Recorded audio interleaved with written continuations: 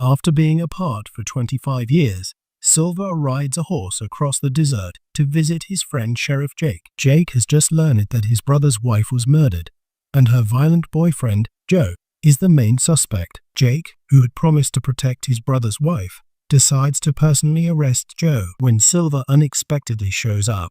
The two friends have dinner, reminisce about their younger days, and then sleep together. The next morning, Silver brings up their old dream of owning a ranch together, but Jake accuses him of having ulterior motives. Jake believes Silver is only in town to help Joe, who turns out to be Silver's son, escape. They argue, and Silver leaves to find Joe, while both men remember the first time they were intimate in their youth. The following day, Silver finds Joe, and, after scolding him, gives him money and a horse to flee to Mexico, telling him never to return. Jake then arrives, and he and Joe fight, both drawing their guns. Silver steps in, pointing a rifle at Joe and warning him not to shoot Jake. Joe takes the horse and leaves, but as Jake aims to shoot Joe, Silver shoots Jake instead. Silver drags Jake into the house, tends to his wound, and assures him he'll be fine. Jake threatens to have Silver arrested for attempted murder, but Silver points out that his efforts to help Jake would disprove such a charge. As they sit together,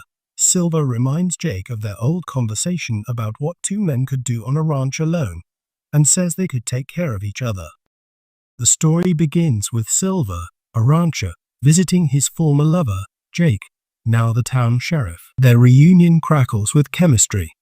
But it's not just a friendly visit. Jake is determined to catch a killer, who happens to be Silver's son. Silver pleads for his son's case, but the film delves deeper into the relationship between Jake and Silver. Flashbacks show their young romance, leaving a lasting impact on both men. The chemistry between Pascal and Hawk is intense. Jake resents Silver for being away, but can't stay away from him. Silver regrets the life they could have had together. Both actors bring depth to a script that can feel repetitive and shallow, but their performances elevate it. Scenes between Pascal and Hawk are passionate and erotic, both in the present and in flashbacks. The 31-minute film uses the actors well, showing a complex relationship. The conflict isn't about coming out publicly, but rather about promises Jake made to his family and Silver's obligations to his son. They are more like reluctant enemies than lovers. Almodovar's style is evident,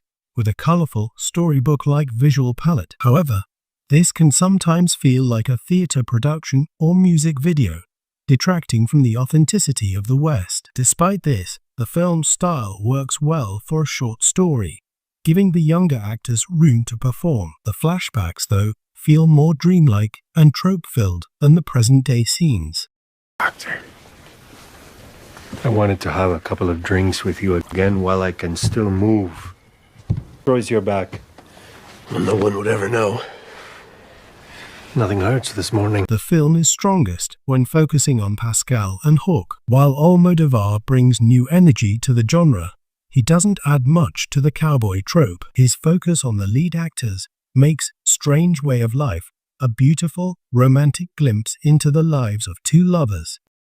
It's entirely fitting that a filmmaker with a penchant for heightened emotion, like Pedro Almodovar, would be drawn to the Western genre. Initially, one might think Westerns are all about stoic masculinity, a contrast to Almodovar's vibrant style. However, Westerns also possess a rich vein of melodrama and high stakes that align perfectly with his filmmaking. With secretive glances, fervent declarations, and dramatic close-ups, Almodovar finds a natural fit here, though his immense talent means he can thrive in any genre. Considering Almodovar was once attached to direct Brokeback Mountain, the existence of Strange Way of Life becomes even more logical. Almodovar was captivated by the physicality in Annie Proulx's novel, but felt unable to fully convey it in a Hollywood setting, and thought the Oscar-winning film missed that element.